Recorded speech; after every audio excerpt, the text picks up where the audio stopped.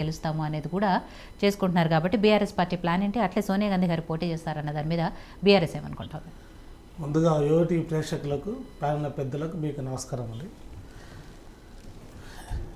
Parliament ఎలక్షన్లో BRS party మొదటి నుంచి కూడా ఒక ప్లానింగ్తో ఉన్నది.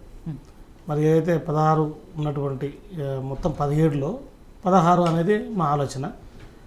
మరి దాని ప్రకారమే గత 3 రోజుల నుంచి కూడా మొన్న ఆదిలాబాద్ జిల్లా పార్లమెంటు సమీక్ష సమావేశం, మరి నిన్న కూడా కరీంనగర్ జరిగింది, ఈరోజు చేవెళ్ళ పార్లమెంటు కూడా జరిగింది సమీక్ష సమావేశం. అంటే ఎక్కడ మనం లోపం జరిగింది, ఎక్కడ ఓడిపోయాము, ఎక్కడ ఏంటి, మరి తర్జన భర్జన, మరి సూచనలు, దాని మీద ఉన్న అభిప్రాయాలు, మరి కార్యకర్తల అభిప్రాయాలు కావచ్చు, ఎంపీటీసీలు, జడ్పీటీసీల, మరి సర్పంచ్ల అభిప్రాయాలు కావచ్చు, మిగతా సీనియర్ నాయకుల అభిప్రాయాలు కావచ్చు, అవన్నీ కూడా అంచెలంచెలుగా రోజుకొకటి చొప్పున చేసుకుంటూ పోతున్న తరుణం.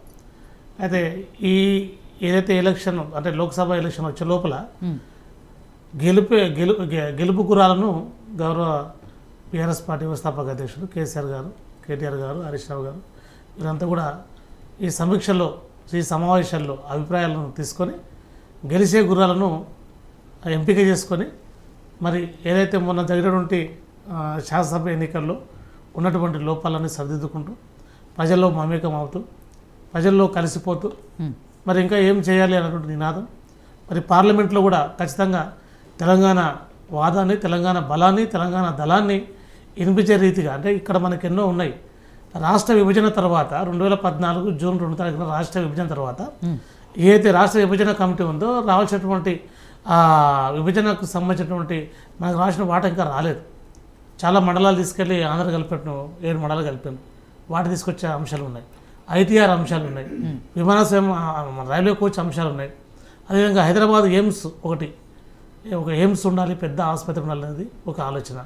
ఇట్లా అనేక రకాలుగా ఉన్నటువంటి సందర్భంలో మరి అక్కడ ఖచ్చితంగా పార్లమెంట్లో హౌస్లో బలంగా కొట్లాడేటువంటి అభ్యర్థులను ఉంటే బాగుంటుంది ఆలోచన. ఎందుకంటే మరి దేశంలోనే ప్రతిపక్షమైనటువంటి ప్రధాన ప్రతిపక్షం కాంగ్రెస్ పార్టీ. మరి ఏ రోజు కూడా కాంగ్రెస్ పార్టీ తెలంగాణ రావాల్సిన వాటి మీద, అంశాల మీద ఏ రోజు మాట్లాడలేదు. తెలంగాణ ఇచ్చినామంటున్నారు, ఇచ్చే బాధ్యత మీకుంది కాబట్టి ఇచ్చారు. అదేదో 1200 మంది చనిపోకముందు ఇచ్చి ఉంటే మీరు 2 దాపాలు మీరే గెలిచేవారు. అలా కాకుండా అంతా అయిపోయినాక రంత అయినట్లు చివరి దశలో ఇవ్వడం వల్ల నష్టం జరిగింది. ప్రజలు నమ్మలేదు, ప్రజలు తిరస్కరించారు. అదొక అంశం. కాబట్టి ఇప్పుడు రుణపడి ఉన్నాం. మరి ఇప్పుడు రుణం తీసుకుంటామంటే రుణం తీసుకునే అంశాలు చాలా ఉన్నాయి సోనియా గాంధీ గారికి. ఈ తెలంగాణలోనే కాదు, మణిపూర్లో పోటీ చేసి అక్కడ మహిళల మీద దాడులు జరిగినాయి.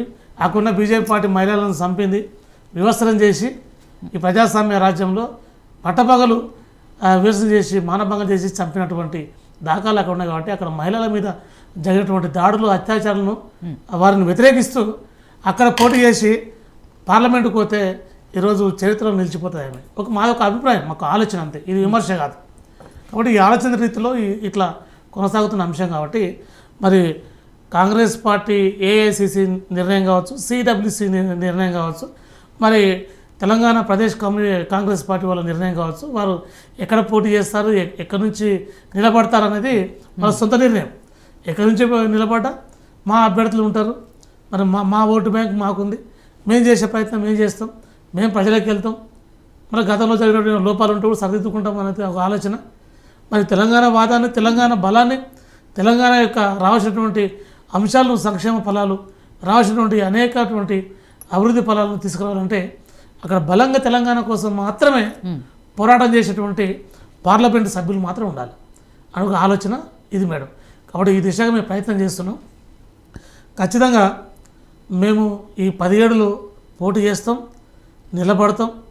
మరి ఏదైతే వీళ్ళు 100 రోజుల్లో అన్నీ పూర్తి చేస్తామన్నారు, 6 గ్యారెంటీలు. మళ్ళీ ఈ 6 గ్యారెంటీలు రేపు మార్చి 21 వరకు వీళ్ళకు 100 రోజులు అవుతుంది.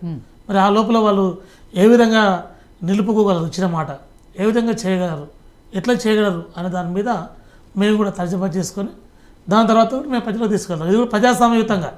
ఎందుకంటే ఏదైతే కలుబోలు మాటలు చెప్పొచ్చారో, ఏదైతే రకరకాలుగా సోషల్ మీడియా ద్వారా కావచ్చు, మిగతా అనేక యూట్యూబ్ ఛానల్ ద్వారా కావచ్చు, తిట్టిపోసి రకరకాలుగా ఆటలతోన పాటలతోన ప్రజలను కన్విన్స్ చేసి రాజ్యానికి వచ్చారు. రాజ్యాంగం వచ్చిన తర్వాత మనం ఏం చేస్తారనేది ముఖ్యం. చేయాలి. చేయని పక్షాన ప్రజల దగ్గర మేము వెళ్తాం. వెళ్ళి రేపు రాబోయేటువంటి పార్లమెంట్ ఎలక్షన్లో ప్రజలను ఒప్పించుకుంటాం, ప్రజలతో ఓటు వేసుకుంటాం. మరి ఈ రాష్ట్రం సుభిక్షంగా ఉండాలి, ఈ రాష్ట్రంలో ఉన్నటువంటి అన్ని వనరులు బ్రహ్మాండంగా ఉండాలంటే పార్లమెంటు సాక్షిగా మరి కొట్లాడేటువంటి రేసు గుర్రాలను అక్కడ యుద్ధ వీరులను మేము తయారు చేసుకునే క్రమంలో మేము రోజుకో మీటింగ్ పెట్టుకుంటున్నాం మేడం. అసెంబ్లీ ఎలక్షన్స్లో కూడా ఇదే రేసు గుర్రాలను పెట్టారు మీరు, కానీ లేదు మేడం, ఓటమి గెలుపు అనేది కామన్ మేడం. ఇప్పుడు ప్రజాభిప్రాయం, ఇప్పుడు మా విశ్వాసం మాకుంది, ప్రజలు నిర్ణయిస్తారు.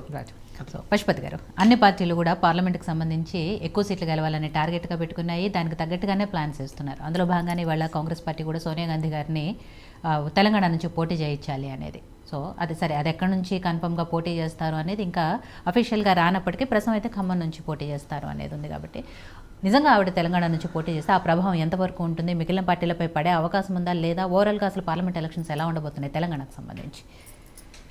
ప్రేక్షకులకు మరియు మిత్రులందరికీ గుడ్ ఈవినింగ్ అండి.